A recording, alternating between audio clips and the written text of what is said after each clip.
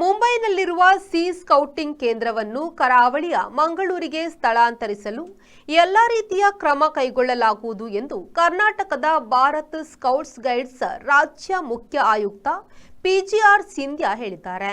ಮಂಗಳೂರು ಹೊರವಲಯದ ಪಿಲಿಕುಳ ನಿಸರ್ಗಧಾಮದಲ್ಲಿ ಸುಮಾರು 12 ಕೋಟಿ ರೂಪಾಯಿ ವೆಚ್ಚದಲ್ಲಿ ನಿರ್ಮಾಣಗೊಂಡ ಯುವ ಶಕ್ತಿ ಕೇಂದ್ರ ಲೋಕಾರ್ಪಣೆ ಕಾರ್ಯಕ್ರಮದ ಅಧ್ಯಕ್ಷತೆ ವಹಿಸಿ ಅವರು ಮಾತನಾಡಿದರು. ಸ್ಕೌಟ್ ಗೈಡ್ಸ್ನಲ್ಲಿ ಸಿ ಸ್ಕೌಟ್ ವಿಭಾಗವೂ ಇದೆ. ಇಲ್ಲಿ ಕರಾವಳಿ ಸಮುದ್ರ ತೀರ ಹಾಗೂ ಸುಸಜ್ಜಿತ ಈ ಯುವ ಶಕ್ತಿ ಕೇಂದ್ರ ಇರುವುದರಿಂದ ಸಿ ಸ್ಕೌಟ್ ಕೇಂದ್ರವನ್ನು ಮುಂಬೈನಿಂದ ಮಂಗಳೂರಿಗೆ ಸ್ಥಳಾಂತರಿಸಲು ಇದು ಸಕಾಲ. ಸಿ ಸ್ಕೌಟ್ ಕೇಂದ್ರ ಇಲ್ಲಿಗೆ ಸ್ಥಳಾಂತರಗೊಂಡರೆ ಸಿ ಸ್ಕೌಟ್ಗೆ ಸಂಬಂಧಿಸಿದ ಎಲ್ಲ ರೀತಿಯ ಚಟುವಟಿಕೆ ನಡೆಸಲು ಸುಲಭವಾಗಲಿದೆ. ಈ ಬಗ್ಗೆ ಸರ್ಕಾರಿ ಮಟ್ಟದಲ್ಲಿ ಮಾತುಕತೆ ನಡೆಸಲಾಗುವುದು ಎಂದು ಪಿಜಿಆರ್ ಸಿಂಧ್ಯಾ ಹೇಳಿದರು. ಮಾತನಾಡ್ತಾ ಇದ್ದೆ, ಅವರಿಗೆ ವಿನಂತಿಯನ್ನು ಸಹಿತ ನಾನು ಮಾಡ್ಕೊಳ್ತಾ ಇದ್ದೇನೆ. ಈ ಕೇಂದ್ರ ಸ್ಕೌಟ್ ಗೈಡ್ಸ್ ಯುವಕರ ಮಧ್ಯೆ ಕೆಲಸ ಮಾಡ್ತದೆ, ವಿದ್ಯಾರ್ಥಿಗಳ ಮಧ್ಯೆ ಕೆಲಸ ಮಾಡ್ತದೆ, NCC ಕೆಲಸ ಮಾಡ್ತದೆ, NSS ಕೆಲಸ ಮಾಡ್ತದೆ, ಇನ್ನೂ ಅನೇಕ ರೆಡ್ ಕ್ರಾಸ್ ಸೊಸೈಟಿ ಇತ್ಯಾದಿ ಅನೇಕ ಸಂಘ ಸಂಸ್ಥೆಗಳು ತಮ್ಮ ನೇತೃತ್ವದಲ್ಲಿ ಈ ಜಿಲ್ಲೆಯಲ್ಲಿ ಕೆಲಸ ಮಾಡ್ತಾರೆ. ನಾನು ಸ್ಕೌಟ್ ಗೈಡ್ಸ್ ಮಾತ್ರ ಶ್ರೇಷ್ಠ, ಬಾಕಿಯವರೆಲ್ಲ ಶ್ರೇಷ್ಠ ಅಲ್ಲ ಅಂತ ನಾನು ಹೇಳಲಿಕ್ಕೆ ಬಯಸೋದಿಲ್ಲ. ನಾವೆಲ್ಲರೂ ಸಹಿತ ಈ ಯುವಶಕ್ತಿ ಅಂತಕ್ಕಂಥ ಸಮುದ್ರದಲ್ಲಿ ಒಂದು ಸ್ವಲ್ಪ ನೀರನ್ನು ತೆಗೆದುಕೊಂಡು ಬಸಿದು ಕುಡಿತಕ್ಕಂಥವ್ರು. ನಾವು 7 ಲಕ್ಷ ಮಕ್ಕಳು ಕರ್ನಾಟಕದಲ್ಲಿದ್ದರೆ, 1 ಕೋಟಿ ಮಕ್ಕಳು ಕರ್ನಾಟಕದ ಇಂಡಿಯಾ ದೇಶದಲ್ಲಿ ಭಾರತ್ ಸ್ಕೌಟ್ ಗೈಡ್ಸಲ್ಲಿದ್ದರೆ NCC NSS ಅಷ್ಟೇ ಜನ ಇದ್ದಾರೆ ಅನ್ನೋದನ್ನು ನಾನು ಹೇಳಲಿಕ್ಕೆ ಬಯಸ್ತೇನೆ. ಇದಲ್ಲದೆ ನಮ್ಮ ಸರ್ಕಾರದ ವಿವಿಧ ಕ್ಷೇತ್ರಗಳಲ್ಲಿ ಅಧ್ಯಾಪಕರುಗಳಿರ್ಬೋದು. ಯುವಶಕ್ತಿ ಕೇಂದ್ರ ಲೋಕಾರ್ಪಣೆಗೊಳಿಸಿದ ಸ್ಕೌಟ್ ಗೈಡ್ ಸಂಸ್ಥಾಪಕರ ಮರಿಮಗನಾದ ಡೇವಿಡ್ ರಾಬರ್ಟ್ ಬ್ಯಾಡನ್ ಪಾವೆಲ್ ಮಾತನಾಡಿ, ಸ್ಕೌಟ್ ದ್ವೀಪ ಪ್ರದೇಶದಲ್ಲಿ ಆರಂಭವಾದರೂ ಈಗ ಎಲ್ಲ ಕಡೆ ವಿಸ್ತರಿಸಿದೆ. ಪ್ರಪಂಚದ ಯುವಶಕ್ತಿಯ ಪ್ರತೀಕವಾಗಿ ಸ್ಕೌಟ್ ಗೈಡ್ ಬೆಳೆದಿದೆ. ಸಹಸ್ರಾರು ವಿದ್ಯಾರ್ಥಿಗಳ ಭಾವನೆಗೆ ಇಲ್ಲಿ ಮನ್ನಣೆ ಸಿಕ್ಕಿದೆ. ಇಂತಹ ಉತ್ತಮ ಭವನ ನಿರ್ಮಿಸಿರುವುದು ಶ್ಲಾಘನೀಯ ಎಂದರು.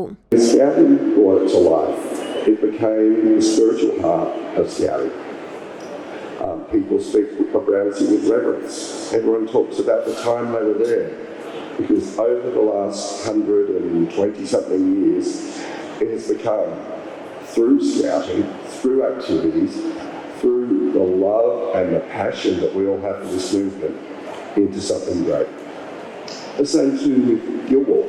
Gilwell was a lot of overgrown areas with a tumbling down White House. And the effort and the love of scouting, the activities through the years created this spirituality. So whenever I come to a scout venue, which are a lot, I look and I can see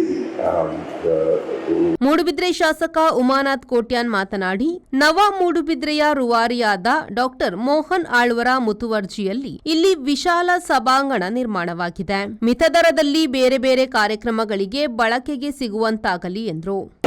ಪಿಲಿಕುಳದ scouts ಗೈಡ್ಸ್ನಲ್ಲಿ ಈ ಒಂದು ಇವತ್ತಿನ ದಿನ ಒಂದು ಮೈಲಿಗಲ್ಲು ಅಂತ ಹೇಳ್ಬೋದು. ಯಾಕೆಂತ ಹೇಳಿದ್ರೆ ಮೋಹನ್ ಆಳ್ವ ಅಂತ ಹೇಳಿದ್ರೆ ಬಹುಶಃ ಮೂಡುಬಿದ್ರೆ ಮುಲ್ಕಿ ಕ್ಷೇತ್ರದಲ್ಲಿ ಅಥವಾ ಮೂಡುಬಿದ್ರೆ ತಾಲೂಕಲ್ಲಿ ಮೂಡುಬಿದ್ರೆಯನ್ನ ಅದರ ರೂವಾರಿಗಳು ಅಂತ ಹೇಳ್ತಾರೆ. ಮೂಡುಬಿದ್ರೆಯ ನವ ಮೂಡುಬಿದ್ರೆ ರೂವಾರಿಗಳು ಅಂತ ಮೋಹನ್ ಆಳ್ವನನ್ನು ಕರೀತಾರೆ. ಅವರು ಯಾವುದೇ ಒಂದು ಕೆಲಸಕ್ಕೆ ಕೈ ಹಾಕಿದರೆ ಆ ಕೆಲಸ ಸಂಪೂರ್ಣ ಆಗದೆ ಅವರಿಗೆ ತಿಂದದ್ದು ಕರಗುವುದಿಲ್ಲ, ಮಲಗಿದ್ರೆ ನಿದ್ದೆ ಬರುವುದಿಲ್ಲ ಅಂತ ಒಬ್ಬ ವ್ಯಕ್ತಿ. ಬಹುಶಃ 1 ವರ್ಷದ ಹಿಂದೆಯಲ್ಲಿ ಬರುವಾಗ ಜಿಲ್ಲೆಯ ಕಮಿಷನರ್ ಆಗಿ ಅವರ ಅಧಿಕಾರವನ್ನು ತೆಗೆದುಕೊಂಡು ಮಂಗಳೂರಿನಲ್ಲಿರುವಂಥ ಸ್ಕೌಟ್ಸ್ ಗೈಡ್ಸ್ ಅನ್ನ ನವೀಕರಿಸಿ ಆದ ಬಳಿಕ ಇದನ್ನಲ್ಲಿ ಬಂದು ನೋಡಿದಾಗ ಏನಿರಲಿಲ್ಲ, ಇಲ್ಲಿ ಕೇವಲ ಒಂದು ಕಚೇರಿ ಮಾತ್ರ ಇತ್ತು. ಇದನ್ನು ಹಾಗೆ ಮಾಡಬೇಕು ಹೀಗೆ ಮಾಡಬೇಕು ಅಂತ ಹೇಳಿಕೊಂಡು ಇವತ್ತು ಬಹುಶಃ ಇಡೀ ನಮ್ಮ ಪಿಲಿಕುಳದ ಈ ಒಂದು ಪರಿಸರದಲ್ಲಿ ಇಂಥ ಒಂದು ಸಮುದಾಯ ಭವನ ಮತ್ತು ಇಂಥ ಒಂದು ಕೇಂದ್ರ ನಿಜವಾಗಿ ಮೋಹನ್ ಕೊಟ್ಟದ್ದು ನಮ್ಮೆಲ್ಲರ ಈ ಭಾಗ್ಯದ ಜನರ ಪುಣ್ಯ ಅಂತ ಈ ಸಂದರ್ಭದಲ್ಲಿ ನಾನು ಭಾವಿಸ್ತೇನೆ. ಆಳ್ವ ಶಿಕ್ಷಣ ಸಂಸ್ಥೆಯ ಅಧ್ಯಕ್ಷ ಡಾಕ್ಟರ್ ಮೋಹನ್ ಆಳ್ವ ಅವರು ಪ್ರಾಸ್ತಾವಿಕವಾಗಿ ಮಾತನಾಡಿದರು. ನಾವು ಒಂದು ಯುವಶಕ್ತಿ ಕೇಂದ್ರ ಆಗಬೇಕು ಎಂಬ ಆಲೋಚನೆಯಿಂದ ಇಲ್ಲೂ ಕೂಡ ಒಂದು 12 ಕೋಟಿ ರೂಪಾಯಿ ಖರ್ಚಿನಲ್ಲಿ ನಮಗೆ ಬಹಳ ಮುಖ್ಯವಾಗಿ ಈ ಜಾಗವನ್ನು ಬಹಳಷ್ಟು ಸಮಗ್ರ ಮಾಡಲು, ಡಾಮರೀಕರಣ ಮಾಡಲು, ಸುಸಜ್ಜಿತವಾದಂಥ 2000 ಪ್ರೇಕ್ಷಕರ ಸಭಾಂಗಣವನ್ನು ಮಾಡಲು 500 ಜನರು ವಾಸಿಸುವಂಥ 2 ಸಭಾಂಗಣವನ್ನು ಮಾಡಲು, ಇದಕ್ಕೆ ಬೇಕಾಗುವ ಕಿಚನ್ ರೂಮ್ಗಳು ಮತ್ತು ಅದಕ್ಕೆ ಅವಶ್ಯಕತೆ ಆದಂಥ ಸಲಕರಣೆಗಳನ್ನು ತೆಗೆದುಕೊಳ್ಳಲು, ಗಾರ್ಡನಿಂಗ್ ಮಾಡಲು ಮತ್ತು ನಮ್ಮ 1000 ವಿದ್ಯಾರ್ಥಿಗಳು ಬಂದಾಗ ತೊಡಕಾಗದಾಗೆ ಅವರಿಗೆ 100 ಬಾತ್ರೂಮ್ ಮಾಡುವುದರಲ್ಲಿ ಇರ್ಬೋದು, ಸುಂದರೀಕರಣಕ್ಕೆ ಇರ್ಬೋದು, ಆಂಪಿಥಿಯೇಟರ್ ಮಾಡೋದ್ರಲ್ಲಿರ್ಬೋದು ಮತ್ತು ಇಲ್ಲಿ ಅಗತ್ಯ ಇರುವಂಥ ಎಲ್ಲ ವ್ಯವಸ್ಥೆಗಳನ್ನು ಮಾಡೋದಕ್ಕಿರ್ಬೋದು.